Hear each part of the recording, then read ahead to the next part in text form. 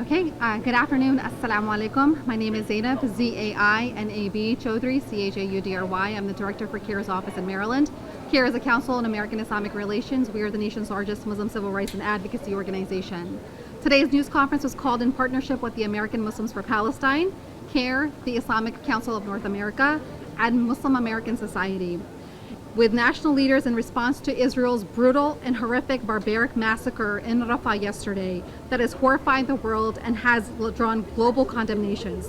The displaced and dispossessed were burnt by Israeli occupation forces while asleep in their tents in what was deceptively called a safe zone. Graphic, verified images and videos have emerged of decapitated Palestinian babies and children.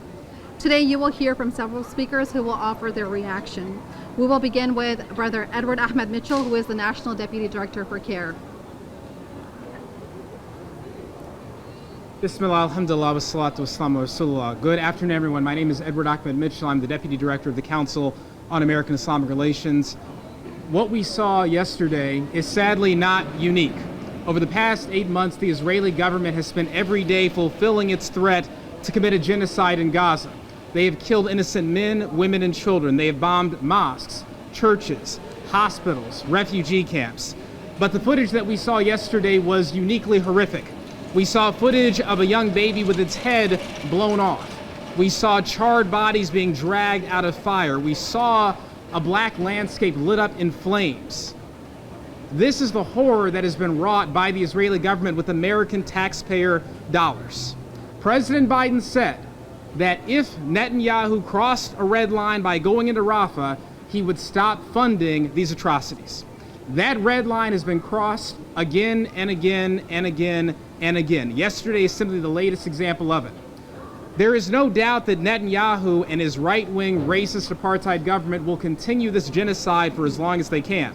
The question is, how much longer will President Biden continue to fund this genocide for? Enough is enough. Arming a war criminal makes you a war criminal. President Biden has to decide whether or not he wants his legacy to be that of a war criminal or that of someone who saw that they'd done the wrong thing, changed course, and did the right thing by bringing this 21st century genocide to an end. The American Muslim community and many other Americans are fed up. We are not going to tolerate this anymore. If President Biden wants to have any sort of relationship with the American people, young people, Black Americans, Muslim Americans, Jewish Americans, and many others who oppose this genocide, he must stop funding the genocide now. No more calls for Israel to investigate itself, no more shifting red lines, no more bombs, no more bullets. It all must end now.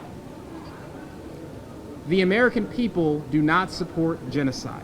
And just like the Americans who spoke up against Vietnam and segregation and apartheid eventually won, we will win this fight, God willing. We will bring this genocide to an end, and we will, God willing, help to free the people of Palestine.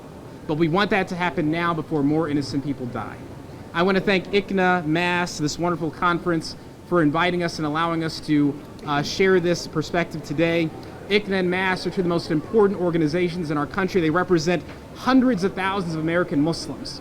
They represent a large population of Americans who oppose this genocide. And now I want to welcome up Dr. Mohsen Ansari, the Emir, the leader, the president of the Islamic Circle of North America, to share not only his thoughts, but the thoughts of hundreds of thousands of Americans across our country. Dr. Ansari. Assalamu alaikum wa rahmatullahi wa barakatuh. Bismillahir Rahmanir Rahim. When I speak here as the President of Islamic Circle of North America, I'm echoing the sentiments of hundreds and thousands of Muslims living in this country. You are here in Baltimore Convention Center, where we are just finishing our 3-day annual convention. This convention was attended by a record 30,000 Muslims who came from far and wide to attend the ICNA Mass Convention. We themed this convention on our unshakable faith on Allah subhanahu wa ta'ala. The convention was completely captured by the sentiments of everyone who attended this convention, the sentiments of anger, disappointment, frustration against current American government. This convention had several sessions filled with 30,000 people chanting slogans of free, free Palestine, stop genocide. And I have a message for our government and president on behalf of these hundreds and thousands of Muslims. When Netanyahu and his right-wing government stopped supplying oxygen to newborn babies and killed numerous of newborn babies, your humanity did not wake up. When Netanyahu's government killed thousands of innocent civilians, children, women, your humanity did not wake up. When more than 500 medical professionals were killed indiscriminately by Israeli bombing, your humanity did not wake up. When World Kitchen aid workers supplying food to hungry people were killed by Netanyahu's government, your humanity did not wake up. But let me remind you what Edward just told you, reminded all of us.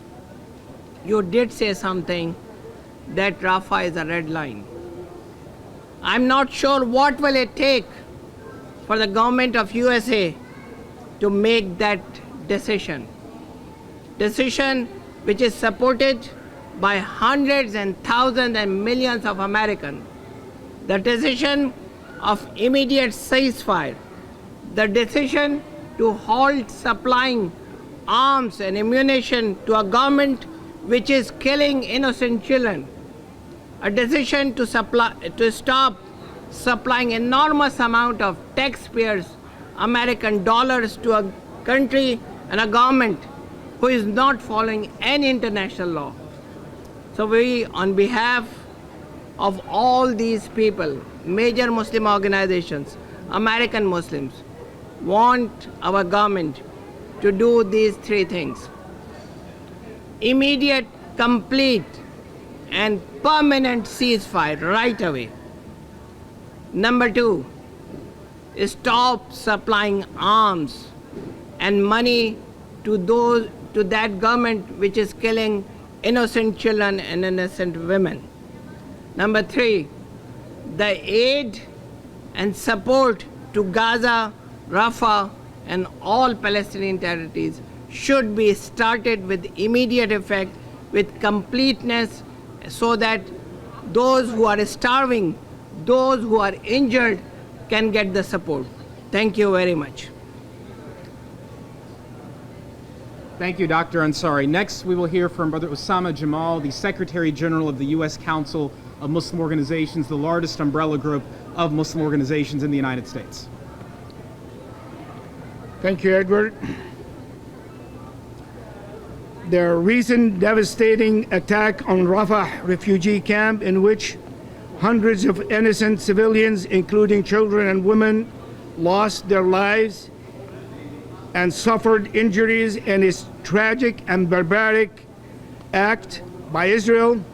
Israel's bombing of a camp that it had designated as a safe zone for the people is a clear violation of humanitarian principles and a disregard for the lives of vulnerable population. The U.S. Council of Muslim Organizations unequivocally condemns this heinous attack and urges the U.S. government and President Biden to take immediate actions to stop all weapons shipments to Israel. Furthermore, we call on the U.S. government to refrain from vetoing any UN resolution that demands an immediate and permanent ceasefire in the region.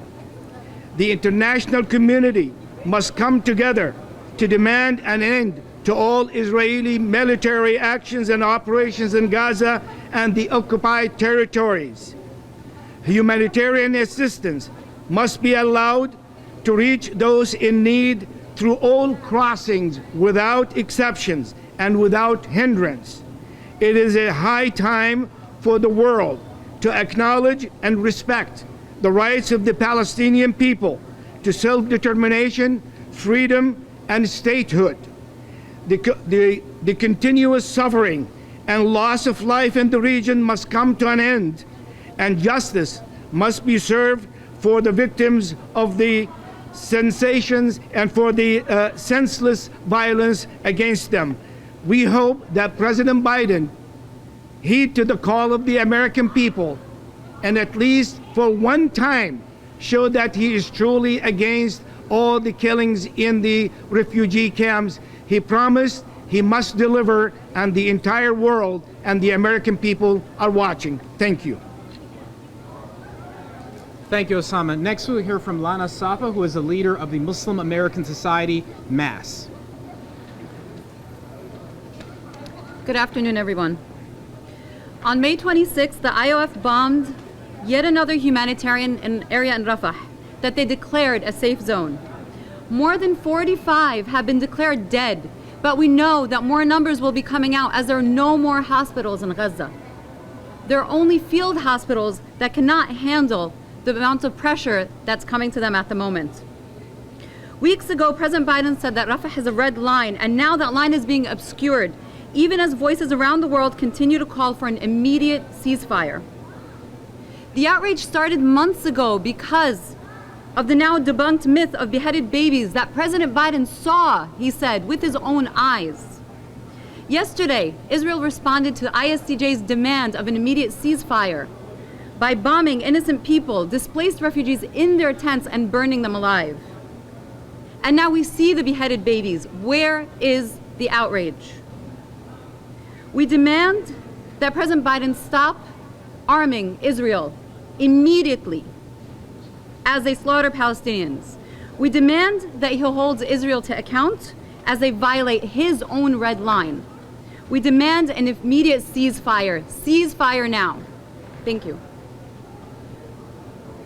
Thank you. Next, we will hear from Bassem El-Kara, who is the Executive Director of CARE Action and also one of the plaintiffs in a lawsuit against the Biden administration for funding the genocide, a lawsuit in which a federal judge said that the Biden administration was supporting war crimes in Gaza. Bassem. We are here today to remind our fellow Americans that we are all complicit in this genocide in Gaza. Our taxpayer dollars, the bombs that are being dropped on Gaza are manufactured right here. The Biden administration continues sending money and bombs to kill my people.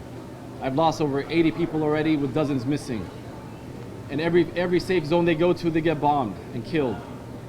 And so that's why we joined the lawsuit against Biden, Blinken, and Defense Secretary Austin to hold them accountable in complicity in genocide, because the Israeli leaders have shown their intent on video, on public record, talking about the annihilation of the Palestinian people in Gaza, comparing them to the Amalek. So the evidence is all there, and that was the basis of the lawsuit. And the hearing is coming up on June 10th, and we're going to hold this administration accountable. At this ICNA conference, the ICNA Mass Conference, over 30,000 community members from all around the country came and committed to go back to their communities and teach all those elected officials who support this genocide a lesson, and to support those that support the ceasefire, and to bring peace and stability to that region. Thank you, Bassem. Again, and today our request is very, very simple. We are simply asking Joe Biden to do what Joe Biden said Joe Biden was going to do, which was to stop sending bombs and bullets to Benjamin Netanyahu if his government took the step of invading and attacking Rafah indiscriminately. That is exactly what they've been doing. It's exactly what they are doing, and the horrific images we saw are simply the latest example of 8 months of war crimes. I don't know how President Biden can look at the picture of a baby burned to a crisp with its head blown off and still send even one more missile to support more war crimes like that. President Biden is supposed to be an empathetic person, someone who's experienced loss and cares about the loss of others. Well, the only way you could let this many innocent people be killed and not care about it is if you don't think they are human beings like you, like us. But whether you're Palestinian, American, Israeli, or anything else, you're a human being, and no innocent person, no innocent child should be burned alive and have their head blown off. And that's what's happening in Israel, in Palestine, in Gaza, with American taxpayer dollars. It must end. With that, we will stop now and take any questions you may have. Thank you so much for coming, and thank you to the community for standing here with us. The protests you've seen from students, the protests you've seen from organizations, the lobbying, it will all continue and only grow louder. We will not give up until the genocide comes to an end, and beyond that until Palestine is free, God willing. Thank you all. Assalamu alaikum.